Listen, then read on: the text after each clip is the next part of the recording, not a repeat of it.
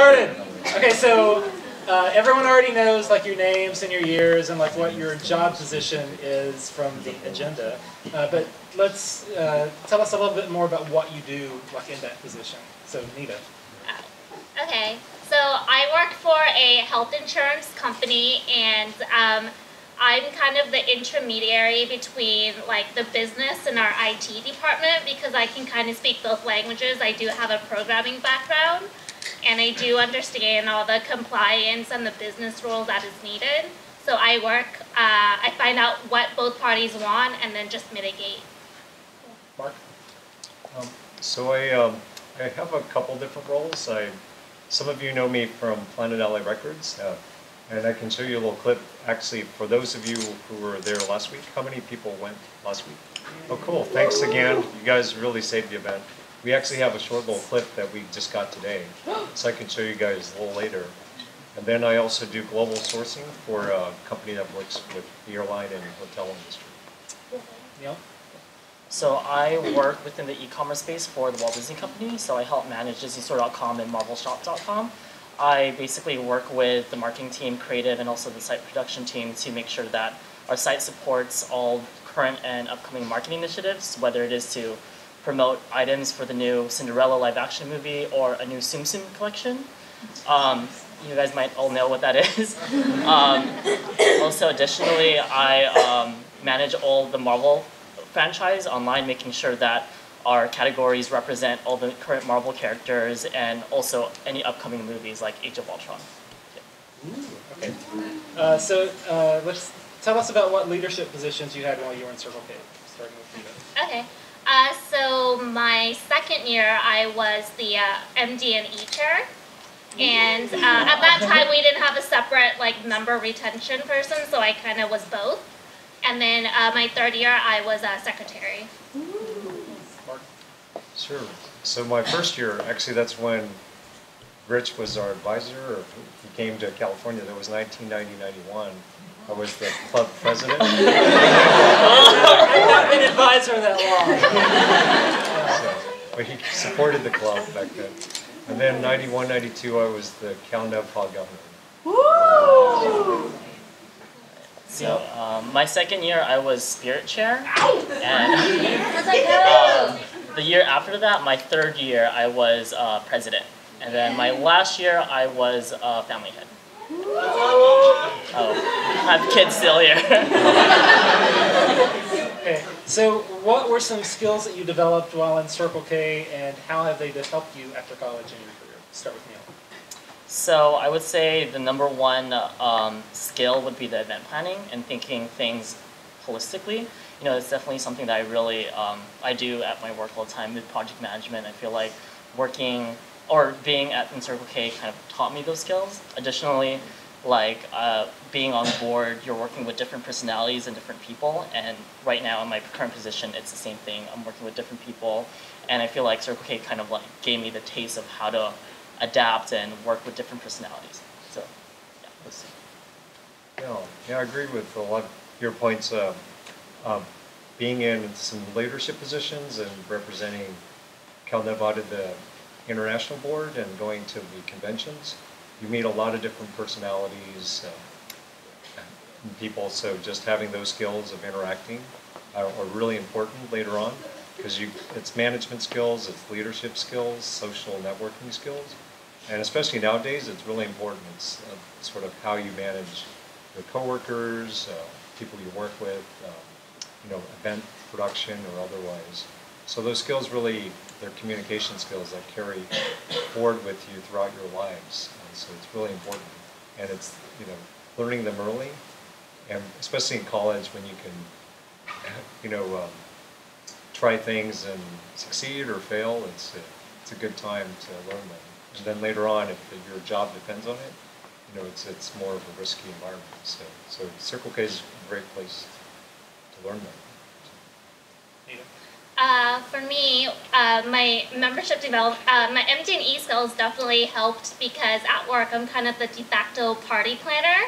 So I still have to do icebreakers and, boost like employees' morale and, talk to various people and get their input about what they want to do.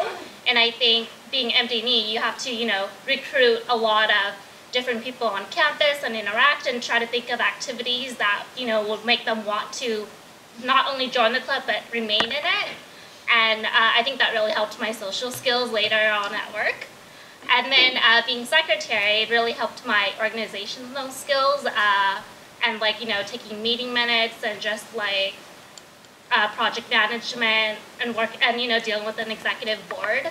That really helped in my role now where I deal with many different people and trying to organize and make sure that we're on task. Cool.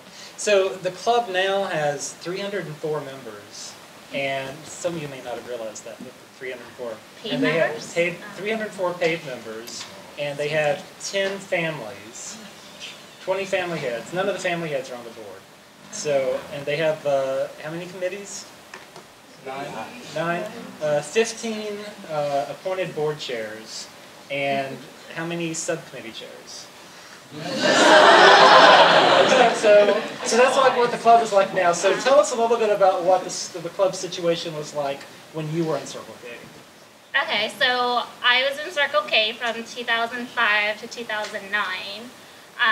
When I was MD&E, we had about 80-ish paid members, and that was a lot back then. Because I remember at convention we got I forgot, it was one of the badge of 15 or 20% member increase, and that was pretty big.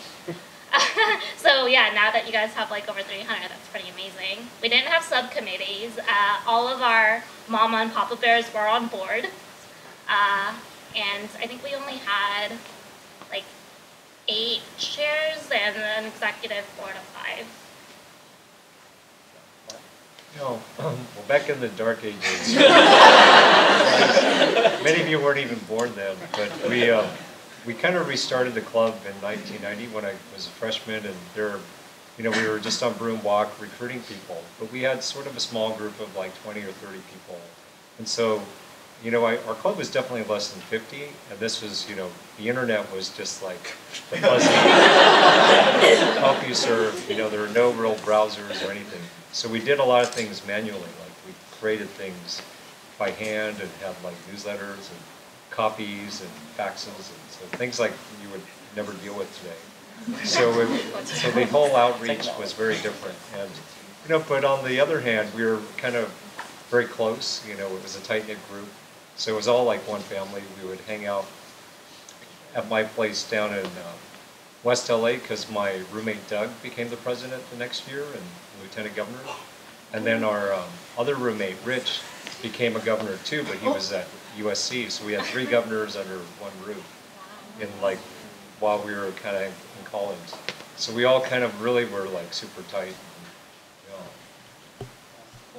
When I first met Mark when I moved to LA, and Mark and a few other people had been key club lieutenant governors and presidents and stuff, and had wound up at UCLA, and the club had been dead at that point. And so they reactivated the club, so all of the officers that year were freshmen, and they had been in key club before. So Mark was president his freshman year, and he became governor his second year. And then and after that I was wiped out, so I just... Neil? So I was in the club not too long ago, from 2009 to 2013. And when I first started, the club was around 80 dues paid members, around 50 active members. My fourth year, we jumped from 68 or 80 dues paid members to 200 dues paid members. So I would say that my time in Circle K was the transition period, trying to figure out how we could support such a huge club at a small amount of time. So it was a lot of changing things up, implementing new projects, and a bunch of new projects. The mentor-mentee system was new. It was activated when I was third year. And then the buddy system was also new, so it was just all about trying to support such a huge club. So what were some of your favorite service projects when you were in Circle K, Neda? Definitely, nobody here would know about it, but it was Making Magic Camp, where it was it was a week-long summer camp that we acted as counselors or activity specialists, and we did it with our Kiwanis from Santa Monica. And it was just, it's really challenging because you're pretty much on call for the whole week with kids, but it was one of the most rewarding experiences of our Circle K experience, I think. And I'm glad to see that we're still doing reading to kids, because that was also one of my favorite events as well. Mark? Oh, I kind of figure if we get into these things. Well, we did have a Santa Monica Kiwanis, so that's good. They're still there. Beach cleanups. Yes, we You did adopted do the it. beach. Yeah, we spent a lot of time at the beach. In fact, we kind of... Which one? All of them. Because it was funny because we combined our community service, our studying, and our partying all into one. So we said, let's have a beach cleanup project. And we wrote it up so well, and we had such nice pictures, like being at Will Rogers in Santa Monica, that we won the #2 Silver Service Award internationally that year. Just, and like little did they know we were just like hanging out on the beach taking pictures. Yeah, Will Rogers is like one of the cleanest beaches. Oh yeah. Now it is. Now it is. Thanks to us. So I remember that was a good project. Yeah, I think you got like the first place single service in the district or something. Yeah. Pretty good. So it was fun. Neil? So I would say my favorite service project was DLSSP, which stands for District Large Scale Service Project. And what I really liked about that kind of event was you're doing community service with students from other Circle K clubs. So not only are you doing doing community service, but you're also mingling and connecting with other Circle K members. So I think that was definitely one of my favorites. So what did you like most about being a Circle K? I would say the passion. I feel like everyone that's in Circle K, you guys are all here because you guys want to be. You're not only here to, do community service and put in your resume or anything. Like, you guys really have a passion. That's one thing that I really enjoyed about being Circle K. People really wanted to be here and, not only do community service, but be part of a community, a welcoming community for other students. So, definitely passion. Just being able to give back, especially at UCLA, it's like the nation's most competitive school to get into. So congratulations, everyone. But there's a lot of things and distractions. You have a lot more these days than we did because we didn't have iPhones and apps to distract us or texting. But back then, we still could keep busy. We had like sports and things, where we interacted.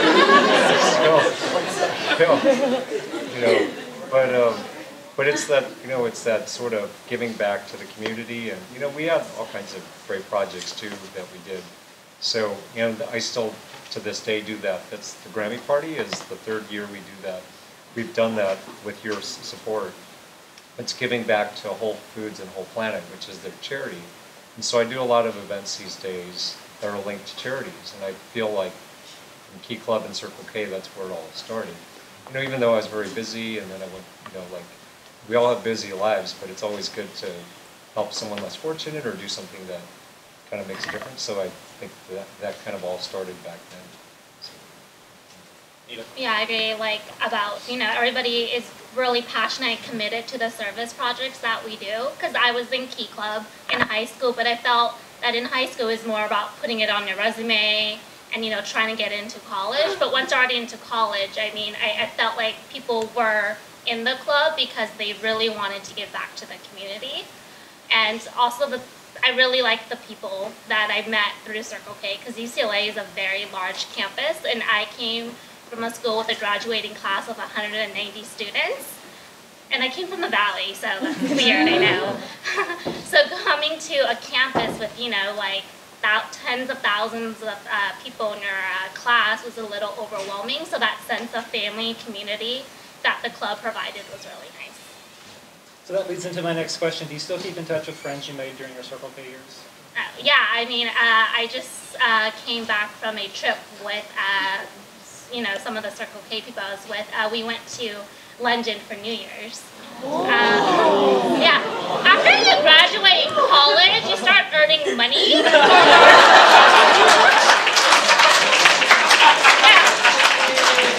getting paid for like the work you do, which is kind of nice. So now we can go on trips and spend money and eat good food.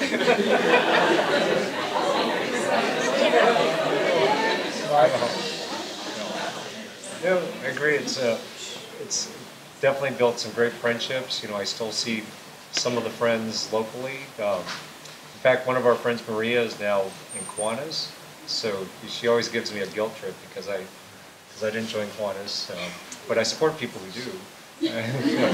But it's but so and then my roommate Doug, he ended up marrying his fellow lieutenant governor from Hawaii. Oh. So it was kind of this scandalous romance because she was dating someone else. And then he was 3 years younger. He was a freshman at CU.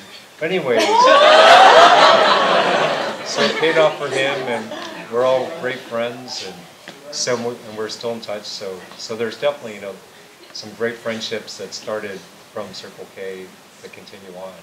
And nowadays with Facebook, it's so easy to connect with people. But back then, we actually memorized people's numbers. I got to give this person a call. The Maria that he's referring to is the Kiwanis advisor for Dominguez Hills Circle K. Oh. She's from the same time period. Yes, I'm very close still. They're all here. They're all here. Or half of them are all here. Yeah, we're still pretty close. Like, we'll have dinners here, and hopefully eventually we'll have like an international trip to London, maybe.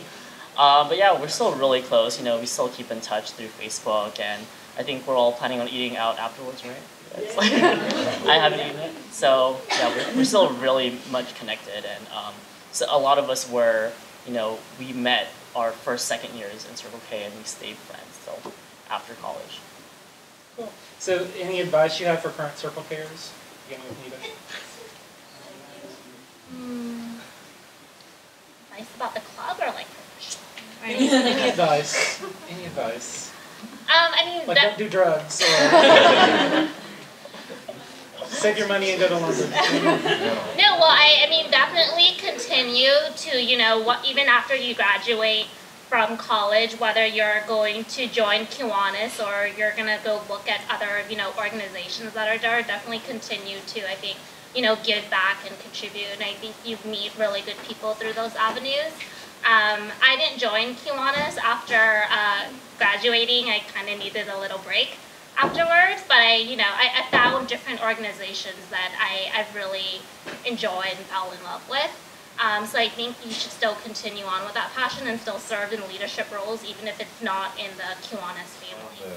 The social interactions, it's actually not just fun and partying, but it's actually really useful skills. So I would say keep at it, just get to really know your fellow Circle Kers. I know there's 300 of you, so it's a little more challenging. But there's a reason why you're all together, you're dedicated, and you're passionate about being here and taking time off. Or, like what 50 of you did last week, stuff gift bags for hours. But that brings people together, and you actually really learn how to interact with people, the good things, it creates really great memories. So savor that, and as you move on to, after you graduate, a number of you may go on to graduate school. I actually did a master's and an MBA afterwards, and so those groups were kind of tighter, but it's you're interacting with a lot of other peers, and just kind of keep that with you, because those are sort of great skills and memories. Yeah. My number one advice for everyone is don't forget that you're not a Circle K member, that you're not just only a Circle K member, that you're all these other things, that you're interns, your students, your research assistants, you're all these other things that could help you gain experience that will not only be beneficial to your careers, but will also be very, very beneficial to the club as well. Like, you could bring experiences from other sources into the club to help improve it. Like, for example, like Samahong, the Filipino organization, I was part of that, and we kind of drew inspiration from their mentor-mentee system and somehow brought that to the organization. So I would say definitely, like, you know, find inspiration in other places, and, you know, hopefully that will help you in your career, but it could eventually help the club as well. So. Cool. So does anyone have questions? Stand up if you do. No? Okay. Video? Actually, can we show a quick little video? So just a shout out to Tori and Brian Chen, especially. You guys have been amazing the last couple of years, so we're gonna, you know, we'd love to keep having you participate. This is just a short little video we just got today from the event last week. Amazing job the last couple hours, because we had over 1,000 boxes of product with over 800 gift bags. So in a couple hours, you guys just formed this amazing assembly line and created these amazing gift bags with literally 1,000 boxes around you. And then it was all cleared out by the time the event started. So without the club, we would just be, it would be a disaster. So, but that's how a lot of these events are, and you know, and as you know, with a lot of your clubs, it just comes together because you really are passionate and focused. So thanks everyone for all the help with the event, and we hope to have you join again. So.